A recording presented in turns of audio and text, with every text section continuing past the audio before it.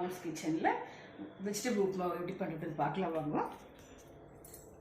இது carrot, beans, button எல்லாம் போட்டு வச்சுருக்குறாங்க, பென்ஷீட் வறுத்து வச்சுருக்குறாங்க, கடலைப்பருப்பு, டமாட்டோ ஒன்றுங்க, ஜிஞ்சர் கார்லிக் பேஸ்ட்டு, 2 சில்லிங்க, ஒரு பட்டை, 2 லவங்கங்க, கொரியண்டர் லீஃபு, கறி லீஃபுங்க, ஆனியனுங்க, கொஞ்சம் மஸ்டர்டுங்க, தேவைக்கேற்ப ஆயிலுங்க. கடலைப்பருப்பு வச்சுக்கலாங்க.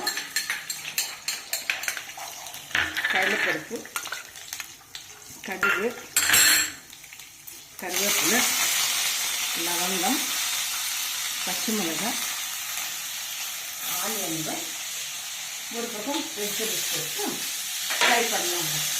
1 கப்பு ரவைக்கு 2 கப் தண்ணி வச்சுருக்குறாங்க. பென்ஷீட் ரவை நல்ல வேகம் இது, அதனால தான் 2 கப் வச்சுருக்குறாங்க. இதோட ஃப்ரெண்ட்ஸ் கொஞ்சம் நேரத்தில் ஆகிடும்.